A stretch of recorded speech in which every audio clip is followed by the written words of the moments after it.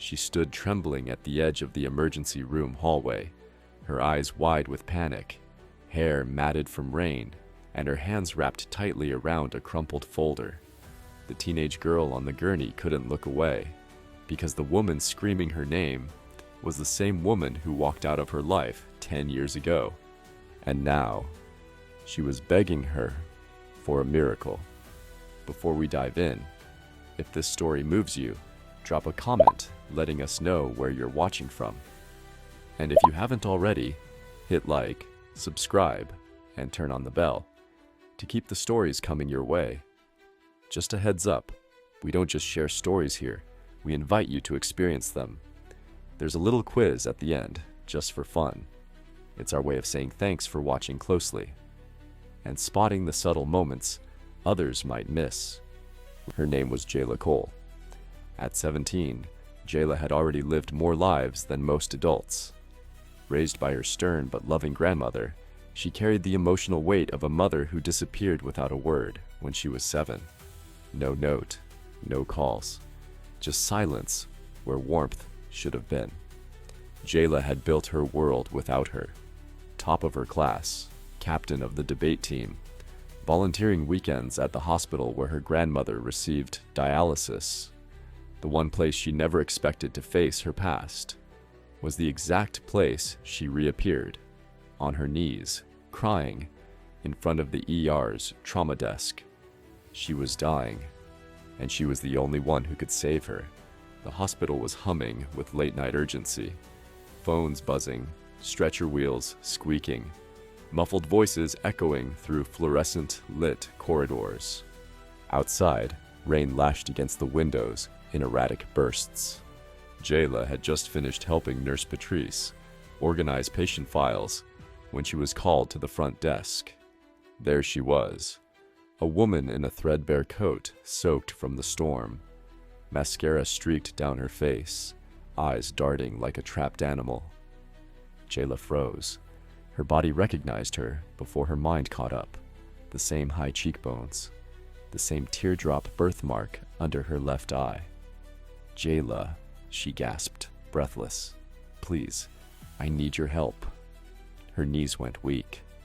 Not because she was overwhelmed, but because her voice, after 10 years, sounded exactly the same. Jayla's memories of her mother weren't filled with lullabies or bedtime stories. They were snapshots, her laughter echoing while they danced in the kitchen, her packing a bag in the middle of the night, her looking back once, before the door shut forever. The day she left, Jayla sat on the front porch, with her sneakers untied, clutching a sandwich she made hours before. She never came back. "I need a kidney," she said, nearly choking on her words. "You're my only hope." Time stopped. Jayla felt a roar inside her, not of anger, but of something worse, indifference, battling guilt. "You left me," she said quietly. "Why now?" She reached into her soaked folder and pulled out faded photographs of her as a child, each one carefully stored, protected, cherished. "I watched your school competitions from the back," she whispered. "I never stopped. I just never felt worthy to come back." The moral dilemma. Jayla's head spun. The staff around her carried on, unaware that 2 lives were unraveling right in their midst. Patrice gave her a knowing glance, but said nothing. She wanted to walk away. She wanted to scream. But most of all, she wanted to know the truth. Was she lying? Was this another trick? Or had life dealt them both a test neither asked for? Jayla agreed to take the compatibility test, but not for her, for closure, for the part of her that still hoped her mother had loved her, even from afar. Days passed. The results came back. She was a match. The doctor said timing was critical. Without a transplant within 2 weeks, her mother's kidneys would fail entirely. On the day of the pre-op appointment, Jayla didn't show up. Instead, she sent a single note with Nurse Patrice. "You walked out once. Now I'm walking away. When I decide whether you're worth saving, I'll let you know.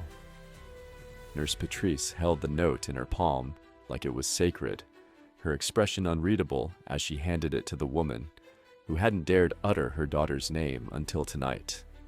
For a moment, silence overtook the hospital's usual din. The woman stared at the paper, her fingers trembling as she read the words over and over, like repetition could rewrite reality. She didn't cry. Not immediately.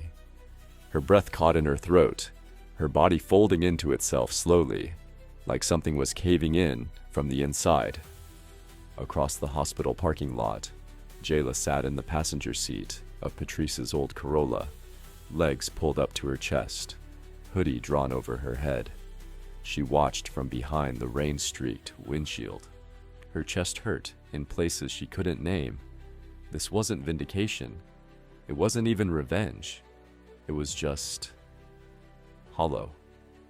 I didn't do it to punish her, Jayla murmured, more to herself than to Patrice. I just needed her to feel it, just once, what it's like to be left. Patrice didn't speak for a moment, then quietly, you wanted her to know what it costs. Abandonment. Jayla nodded, but deep down, she wasn't sure if it was about making her mother feel anything, or simply making herself feel something again. The next few days moved slowly, like the world was walking on eggshells around her. Jayla couldn't concentrate in class. Her debate team practice sessions became exercises in distraction, and even volunteering at the hospital, once her place of peace, now buzzed with ghosts. Everywhere she turned, she expected to see her mother. Behind curtain dividers, at the nurse's station, peeking around the corner of her mind. Her grandmother noticed first. You've been quiet, she said one evening, stirring okra soup in the kitchen, the scent thick with spices and memories. Quieter than usual, I mean. Jayla shrugged from the dining table, pushing rice around her plate. She came back, didn't she? Her grandmother asked, not looking up. Jayla's hand stopped mid-motion. How did you know? A long pause. Because I've been praying for this day for years. Jayla's throat tightened. Why would you want that? Because you deserve answers, her grandmother said softly. Even if they don't fix anything, sometimes the truth is the only apology we get. Jayla didn't sleep that night. Instead, she found herself pacing the narrow hallway outside the ER just before sunrise. The hospital was quiet, eerily so. It felt like standing in the eye of a storm. She wasn't supposed to be there. She had no shift, no reason. But something in her bones pulled her toward the trauma unit, not out of forgiveness, but curiosity, the dangerous kind. Room 217, that's where they kept transplant candidates under observation. Jayla found herself outside the door, fingertips grazing the frame. Inside, her mother lay pale and sunken in the cheeks, hooked up to machines that beeped with robotic concern. She looked older, smaller. She looked human. Jayla didn't go in. Instead, she sat in the empty waiting room down the hall and stared at the ceiling until visiting hours began. By Monday, the hospital called her in, not for the transplant, for a conversation. A social worker named Marcus met her in the admin office. Jayla, your mother has signed over full disclosure rights. She wants you to know everything. Jayla folded her arms. Does she also want to explain where she's been for a decade? Marcus didn't flinch. He handed her a manila envelope, heavier than she expected. She kept a journal, he said. Letters she never sent, photos, medical documents. Jayla hesitated. Her fingers hovered over the seal. Why now? She whispered. Why give me this now? Because she doesn't think she's going to make it, Marcus replied gently. And maybe this is her version of showing up. Jayla tucked the envelope into her backpack without opening it. She wasn't ready to face that kind of truth. Later that night, her phone buzzed. Unknown number. One voicemail. She almost deleted it, but something stopped her. Pressing play, she heard static first, then a voice, hoarse, barely above a whisper. Jayla, it's me. I know I'm the last person you want to hear from, but I need to tell you something. Not about me. About you. About what I had to do to protect you. Click. The message ended mid-sentence. Jayla stared at her phone. Protect me from what? Unable to shake the message, she tore open the envelope. The journal inside smelled like antiseptic and old paper. She flipped past the letters, each one dated like a missed birthday card, until she found a photograph tucked near the back. It wasn't of her, it was of a man, tall, sharp-jawed, arms wrapped around a much younger version of her mother. On the back, in fading ink, he said, if I ever came back, he'd come for her next. Jayla's blood went cold. Her mother didn't leave because she didn't care. She left because she was scared. And now, Jayla didn't know what scared her more, that her mother had run, or that someone out there still might be watching. She dug through the rest of the envelope, hands shaking.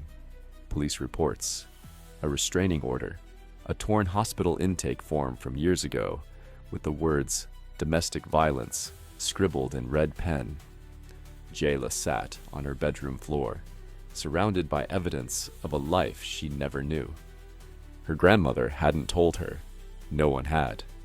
The woman she thought was selfish might have been hiding in plain sight, surviving. But why keep it a secret? Why not tell her the truth sooner? And then it hit her. What if coming back now wasn't just about the kidney? What if her mother was trying to run again, this time with Jayla's help? The next day, Jayla returned to room 217. This time she walked in. Her mother was awake but frail. When she saw Jayla, her lips parted in a silent gasp. I got your voicemail, Jayla said, standing by the door like she was afraid to come closer. And the photo, the man. Who is he? Her mother closed her eyes. A single tear slipped free. Your father. Jayla felt the floor tilt. I thought he was dead. Her mother shook her head slowly. That's what I needed everyone to believe. A lump formed in Jayla's throat. He hurt you? Her mother nodded. He tried to take you once. That's why I left. I changed names, towns, everything. Jayla backed away a step. And now? He's out, her mother whispered. He got out 3 months ago. I don't think this is about the kidney anymore. Jayla's heart pounded. You think he's coming for you? For us, her mother said. Jayla ran out of the room before she could cry, before she could scream. Everything was unraveling. This wasn't about guilt or forgiveness anymore. It was about survival. And the girl who spent a decade wondering why her mother abandoned her now had to ask if she'd have the strength to protect the same woman who once ran to protect her. Just as she reached the exit, her phone buzzed again. A text message. No name, no number. Just 6 words. You're not safe. Neither is she. Jayla stood frozen in the middle of the hospital parking lot, the phone still glowing in her hand, rain pooling around her sneakers. The words on the screen burned brighter than the floodlights above, not because of what they said, but because of what they meant. This wasn't just a message, it was a threat. But from who? She looked around, heart hammering against her ribs.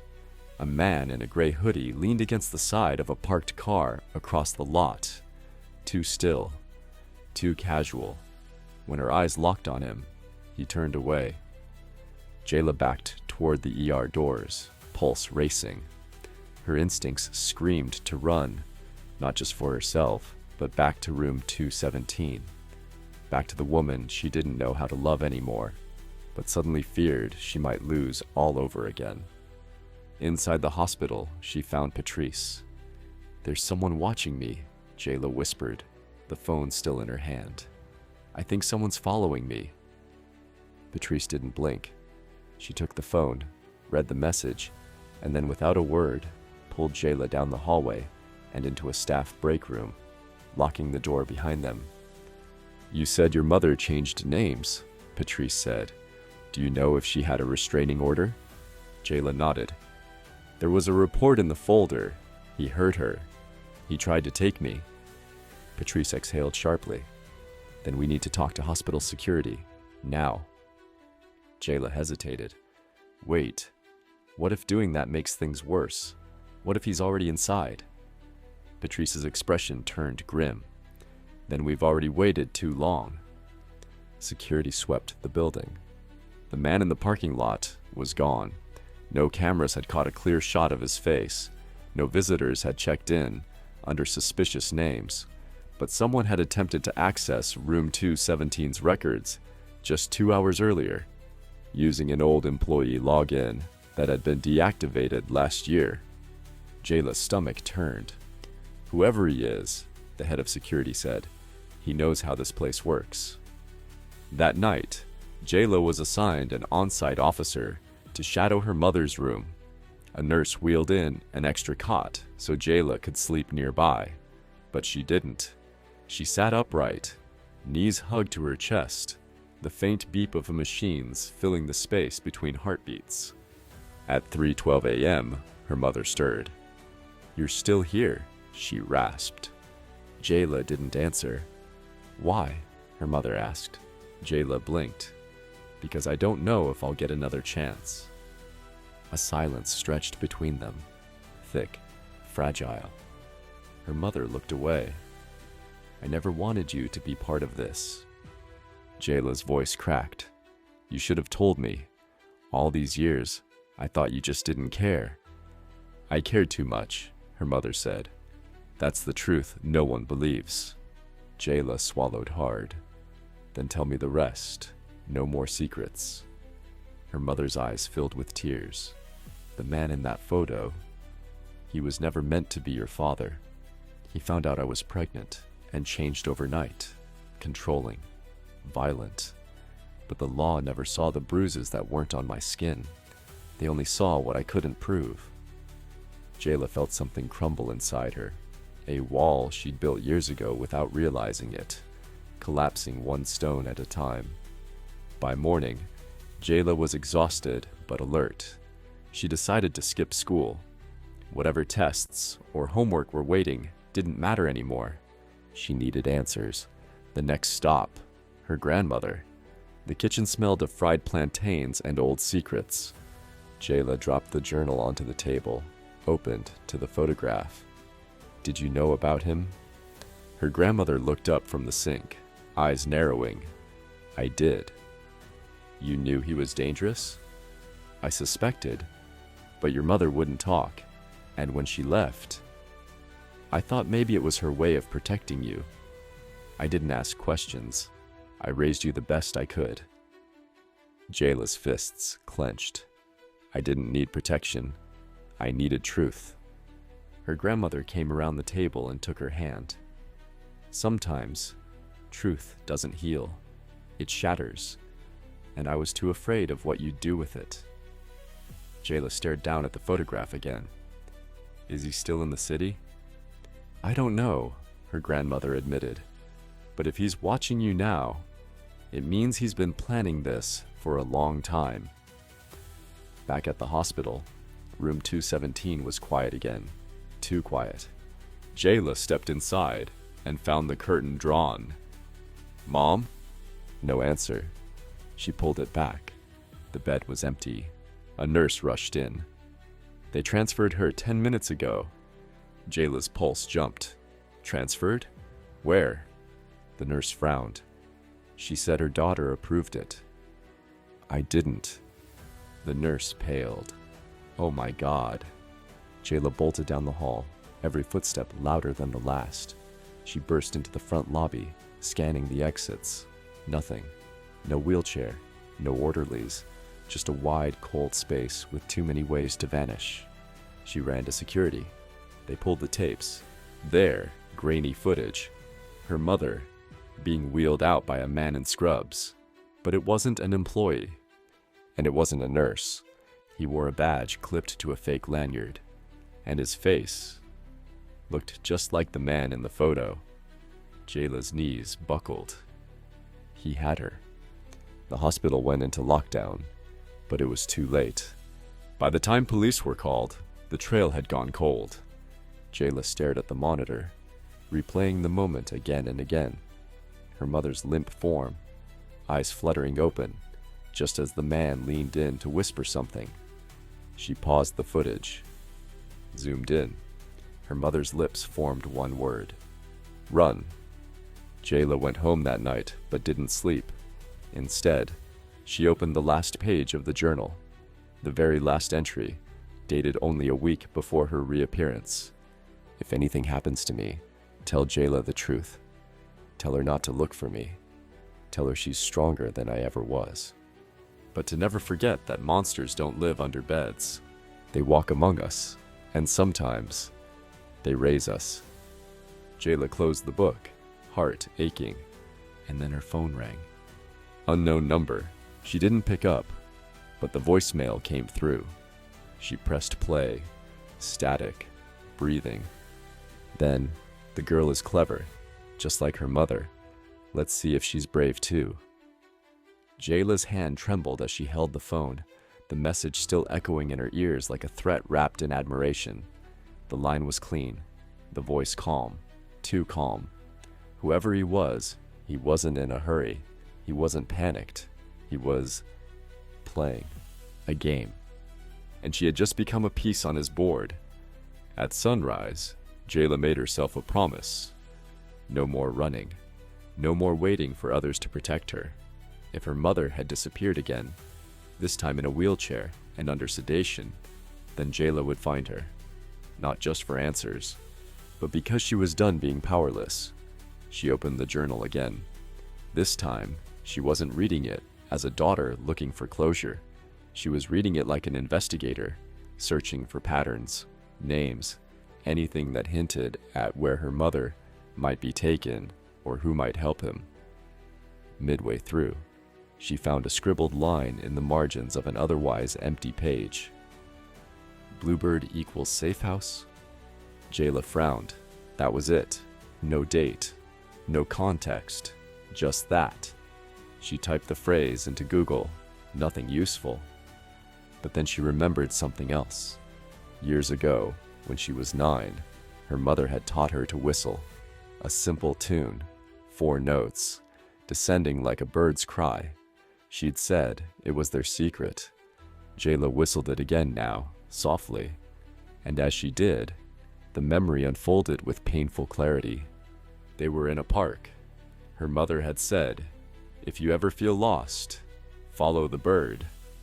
It was cryptic then. Now it felt like a breadcrumb. Jayla pulled up a city map and typed in Bluebird. A few results popped up. Cafes, a music bar, even a bird sanctuary on the outskirts of the city. But one stood out, Bluebird Motel, located just off an abandoned stretch of Route 87. Too remote to be coincidence. She packed a bag with water, power banks, a flashlight, the journal, and a change of clothes. Then she left a note for her grandmother, just 4 words. "I'll bring her home." The motel looked like it belonged to a different decade. The neon sign buzzed weakly, the bee flickering like a heartbeat. Only 3 cars sat in the lot, all old enough to have seen better days. Jayla walked to the front desk. The clerk looked up from a tiny TV playing static. "I'm looking for someone," Jayla said, voice steady. She might have checked in last night. Dark hair, about 40, wheelchair. The man didn't blink. "We don't ask questions here." Jayla pulled out a crumpled 50 and placed it on the counter. "Now I'm not asking. I'm paying." The man stared at the bill, then slowly slid it into his pocket. He pointed. "Room 12. Jayla's breath hitched. The door was closed, curtain drawn. No light beneath the crack. She approached carefully, checking the hallway behind her. Then she knocked, twice, the way her mom used to at home. No answer. She turned the knob. Unlocked. Jayla pushed the door open slowly and stopped. It wasn't her mother inside. It was a woman. Wrong age, wrong build, tied to a chair, gagged. Her eyes went wide with terror when she saw Jayla. Jayla rushed in, yanking the gag away. "Who did this?" she whispered. The woman coughed. "He said you'd come." Jayla's heart turned to stone. "Where is she?" The woman shook her head. "He said to give you this." She nodded toward the nightstand. Jayla opened the drawer. Inside, there was a burner phone. It rang. She answered with a shaking hand. "Very clever," the voice said. "The same one from the voicemail." Jayla didn't respond. "You found the bird, but this one sings lies." Jayla looked at the woman in the chair. "Why her?" "She owed me," the voice said. "But this isn't about her. It's about you, and her, and choices." Jayla's jaw clenched. "Let her go." A soft laugh. "You're in no position to give orders, but I'll make you a deal. Meet me tonight. No police, no games, just you and the truth." "Where?" "Someplace familiar, someplace warm. I think you'll remember." Click. The line went dead. Jayla looked back at the woman, now weeping softly. "I'm sorry," Jayla whispered, cutting her restraints. "I shouldn't have walked into this alone." The woman clutched her wrists, lips quivering. "He's insane. He said if you didn't come, he'd kill her. Or worse." Jayla swallowed the fear climbing her throat. She helped the woman out of the chair and gave her her own coat. "Get to the front desk. Call the cops. Say nothing about me." The woman hesitated. "Please," Jayla begged. "If I'm going to end this, I have to do it my way." Back in the car, Jayla closed her eyes and forced her mind to search for meaning. Someplace warm, familiar. And then it hit her. The old community center on Belridge Avenue. It had a mural outside, a woman holding a child under a golden sun. Her mother used to take her there for story time when she was little. It was one of the only happy memories she had, and it had been closed for years. Jayla drove there, just before dusk. The building was dark, a condemned sign taped to the chain-link fence. She climbed through a gap and pushed the door open. Dust and rot clung to the air like ghosts. Inside, scattered across the floor, were items she recognized.